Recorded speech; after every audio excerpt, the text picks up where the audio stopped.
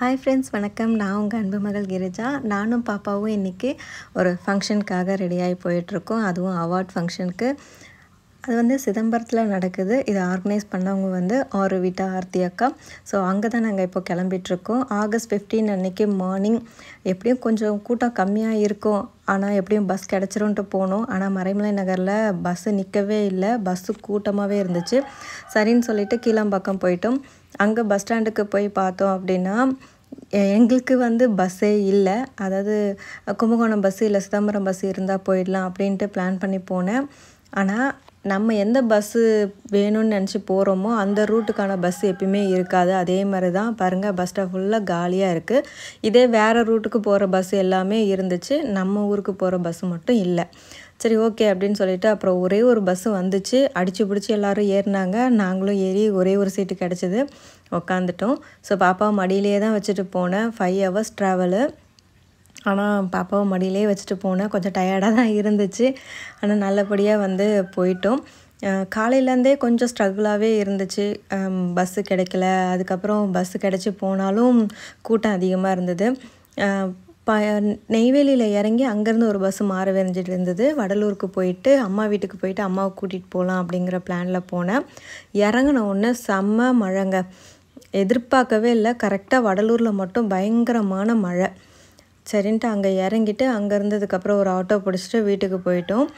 ஆனால் பாப்பா வந்து கொஞ்சம் என்ஜாய் பண்ணால். ஏன்னா இந்த மாதிரி பஸ் ட்ராவல், ஆட்டோ ட்ராவல்னால் அவளுக்கு வந்து ரொம்ப பிடிக்கும். ஸோ நாங்கள் ரேராக தான் வந்து இந்த மாதிரி ஊருக்கு போகிறதுலாம் பிளான் பண்ணுறதால அவள் கொஞ்சம் என்ஜாய் பண்ணால்.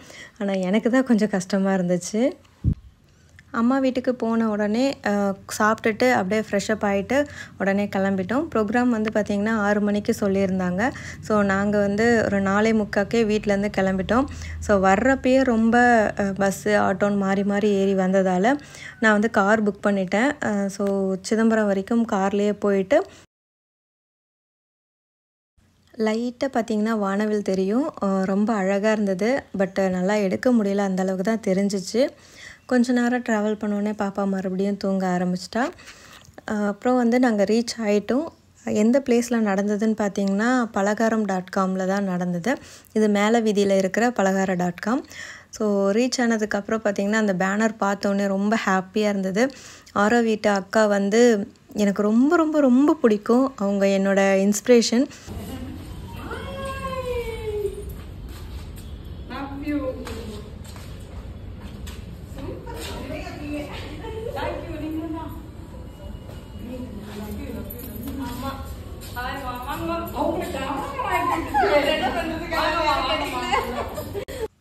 ஸ்பான்சர் பண்ணவங்க வந்து ஒரு பேனர் வச்சுருந்தாங்க. அது பார்த்த உடனே எனக்கு ஒரு மாதிரி எமோஷனல் ஆகிட்டேன். ஏன்னா நம்மளோட லோகோ வந்து பார்த்ததும் ரொம்ப ஹாப்பியாக இருந்தது. அதுவும் பாப்பா வந்து அம்மா இங்கே பாரு அப்படின்னு சொல்லிட்டு இருந்தா. அவளும் ரொம்ப ஹாப்பி ஆகிட்டா. வேற எங்கே இருக்கு, வேற எங்கே இருக்கு?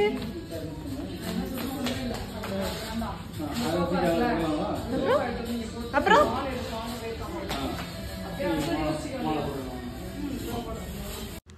ஆர்த்தி அக்காவோட ஃபேமிலி, அதுக்கப்புறம் அவங்களோட ஸ்டாஃப் எல்லாரையும் மீட் பண்ணது எனக்கு ரொம்ப ஹாப்பியாக இருந்தது. அம்மாலாம் வேறு லெவல், ரொம்ப பாசமாக பேசினாங்க. ஃபஸ்ட் டைம் பார்க்குற மாதிரியே இல்லை, ரொம்ப பாசமாக பேசினாங்க. ஆர்த்தி அக்காவோட பொண்ணு, அதுக்கப்புறம் அவங்களோட ஸ்டாஃப் எல்லாருமே வந்து ரொம்ப நல்லா நம்மளை ட்ரீட் பண்ணாங்க. ரொம்ப சூப்பராக பேசினாங்க. ஃபங்க்ஷனுக்கு வந்து நாங்கள் எப்படி கிளம்பி வந்தோம், ரீச் ஆனதுக்கப்புறம் சின்ன கிளிப்பிங்ஸ் மட்டும் இப்போ நீங்கள் பார்த்துருக்கீங்க. நெக்ஸ்ட்டு வீடியோவில் ப்ரோக்ராம் எப்படி நடந்தது அப்படிங்கிறத ஷேர் பண்ணுறேன்.